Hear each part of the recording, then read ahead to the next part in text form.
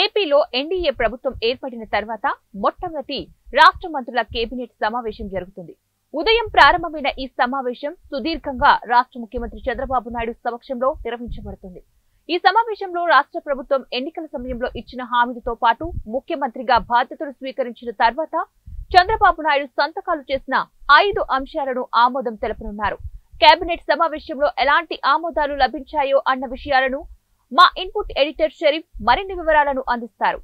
చెప్పండి షరీఫ్, కేబినెట్ సమావేశంలో ఏ అంశాలు చర్చకు వచ్చాయి, అలాగే ఆమోదం ఎన్ని పొందాయో మీ వద్ద ఉన్నటువంటి సమాచారాన్ని అందజేయండి. అరుణ, ఎన్డీఏ కూటమి ప్రభుత్వం ఏర్పడిన తర్వాత మొట్టమొదటి కేబినెట్ సమావేశం నిర్వహించబడుతుంది. ఈ సమావేశంలో రాష్ట్ర ఉప ముఖ్యమంత్రి పవన్ కళ్యాణ్ కూడా పాల్గొన్నారు. ముఖ్యంగా ఈ సమావేశంలో రాష్ట్ర మంత్రివర్గం మెగా డిఎస్సి నిర్వహణకు ఆమోదం తెలిపింది.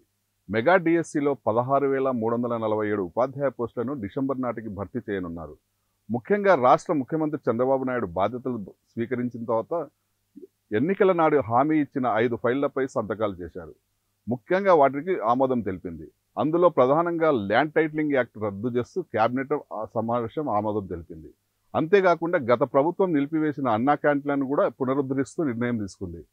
ముఖ్యంగా ఎన్నికల్లో హామీ ఇచ్చిన పెన్షన్ల పెంపుకు ఆమోదం తెలిపింది. పెన్షన్ల పథకానికి ఇప్పటికే ఎన్టీఆర్ భరోసాగా పేరు మార్చింది కూడా. జూలై 1 నుండి సామాజిక పెన్షన్లను 3,000 రూపాయల నుండి 4,000 రూపాయలకు పెంచుతూ అందించనుంది. అంతేకాకుండా ఏప్రిల్ మాసం నుండి బకాయి ఉన్న పెన్షన్లను కూడా కలిపి జూలై 1న ఒకేసారి 65 లక్షల మందికి లబ్ధిదారులకు పెన్షన్లను ఇవ్వనుంది. దీంతో పాటు స్కిల్ సెన్సెస్కు కూడా ఏపీ కేబినెట్ ఆమోదం తెలిపింది. అంతేకాకుండా రాష్ట్ర లోటు బడ్జెట్పై ప్రస్తుతం ఉన్న బకాయిలపై కూడా ఈ సమావేశంలో చర్చలు కొనసాగుతున్నాయి. ఇంకా ప్రధానంగా పలు కీలక అంశాలపై కూడా ఈ సమావేశంలో చర్చలు జరుగుతున్నాయి. అరుణ.